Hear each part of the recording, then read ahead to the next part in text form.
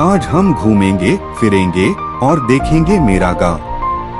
पश्चिम बंगाल का हुगली जिला सियोराफुली शहर के पास तारकेश्वर रोड पर है मेरा गांव।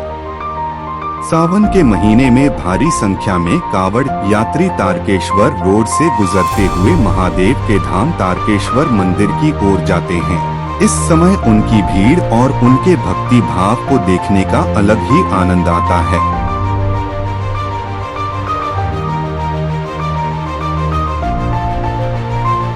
यह है नया नवेला 3 माले का तैयार मेरा घर।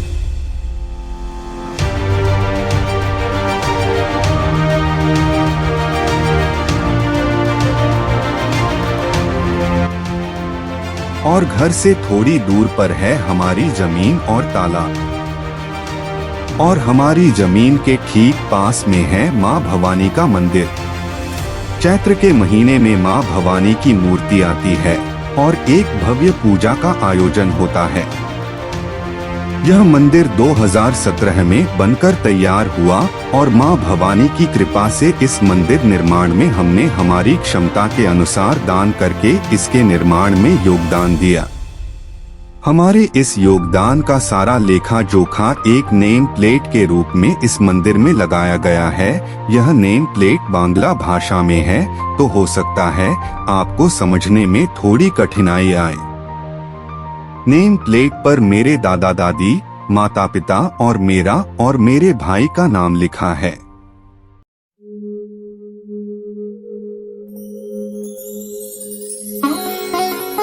गांव का जीवन बहुत ही अद्भुत है। यहाँ शहर के मुकाबले एक अलग ही एहसास होता है।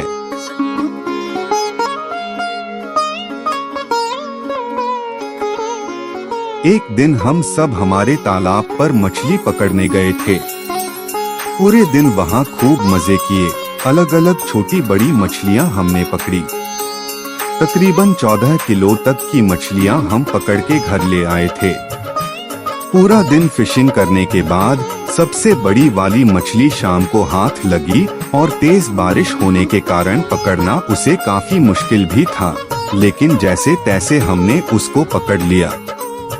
फिशिंग करके खूब मजा आया और यही मजा है जो इस ग्रामीण जीवन को एक अलग रूप देता है। अगले दिन हम अपने तालाब पर स्विमिंग करने के लिए पहुँचे। मैं और मेरा भाई हम दोनों लाइफ जैकेट पहनकर गहरे तालाब में स्विमिंग करने उतरे। साथ में एक केले का पेड़ भी ले लिया का एक्स्ट्रा सेफ्टी के लिए।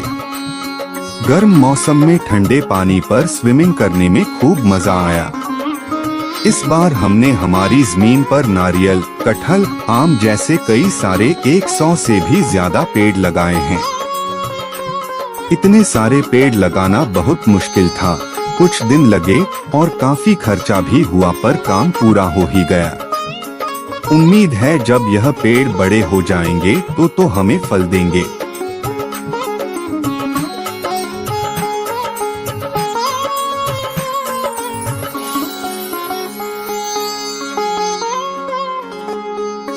जब हम पेड़ लगा रहे थे तो हमारे काफी नजदीक से बंदरों का एक झुंड गुजर।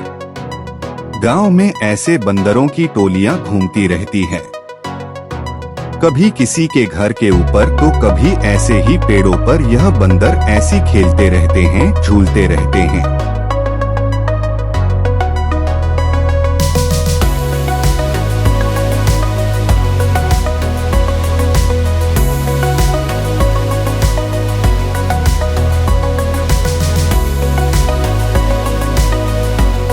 यह हमारे इस जमीन की फसल है। तकरीबन 1-2 साल में हमने यह केले का बगीचा तैयार किया है और इसमें काफी अच्छी फसल भी होती है।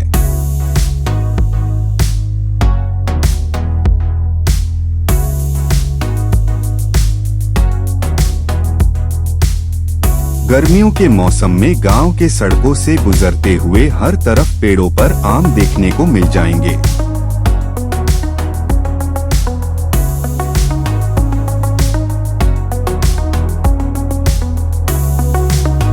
लीची के बगीचे भी खूबसूरत लगते हैं। जब लाल पके हुए लीची पेड़ पर लगे रहते हैं और केले की फसल भी खूब होती है।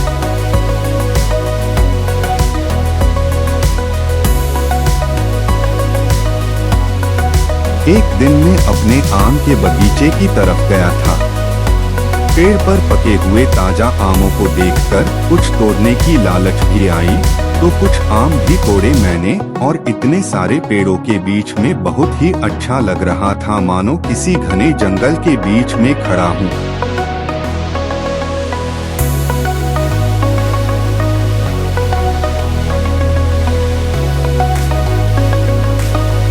तोड़े हुए आमों को हमने खेतों के बीच बैठकर ही खाया। सच में जो स्वाद, जो मिठास उसे आम को खाने में आया, वह अनुभव में शब्दों में बयान नहीं कर सकता। यही मजा है जो शहर के लोग अपने जीवन में चूक कर जाते हैं और ग्रामीण जीवन को एक रस प्रदान करते हैं।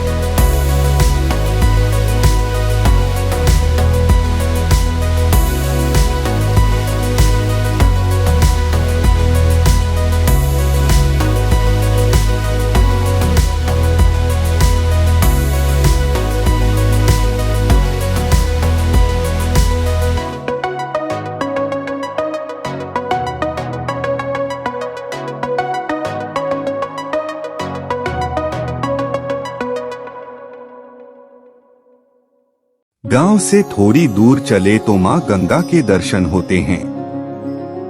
ऐसे ही एक दिन हम गंगा स्नान करने गए। घाट पर बहुत चहल पहल थी।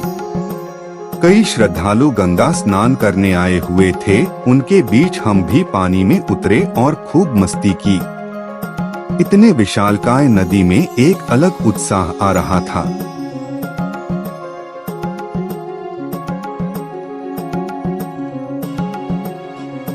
इसी गंगा माँ के किनारे पर है एक बहुत पुराना देवी माँ काली का मंदिर, जहाँ रोज भारी मात्रा में श्रद्धालु आते हैं देवी माँ से आशीर्वाद और कृपा लेने के लिए। ऐसे ही हम भी पहुँचे। गंगा स्नान के बाद शुद्ध होकर देवी माँ से प्रार्थना करने की वह हमें सुख, शांति और समृद्धि प्रदान करें। देवी माँ की आरती देखने का भी हमें सौभाग्य प्राप्त हुआ।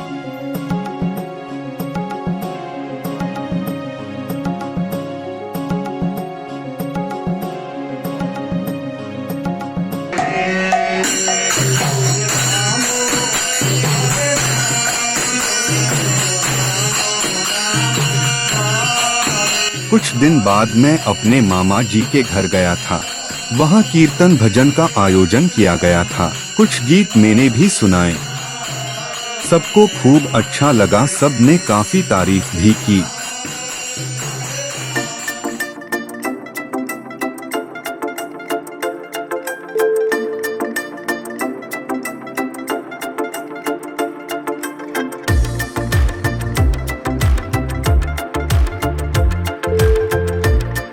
वहां से लौटते वक्त हमने एक सुंदर रेस्टोरेंट देखा। रेस्टोरेंट बहुत यूनिक लग रहा था, इसलिए हम यहां पर लंच करने का डिसाइड करते हैं।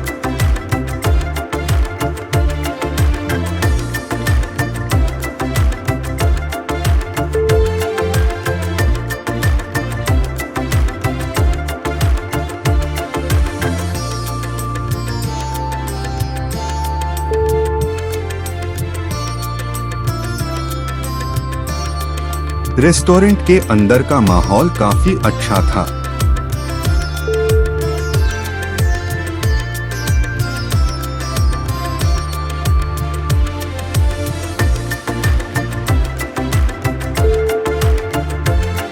हमने लंच के लिए चिकन फ्राइड राइस, चिकन मसाला तंदूरी, बटर नान जैसे डिशेस को ऑर्डर किया। खाना बहुत मजेदार और स्वादिष्ट था। हमने लंच को खूब एंजॉय किया।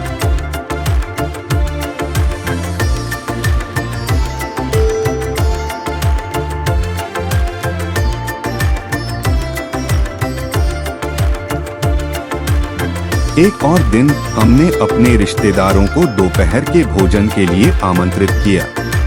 लंच करते वक्त बातों ही बातों में एक पुरानी याद ताजा हो गई। एक बार मॉम ने पानी पीने का कंपटीशन किया था।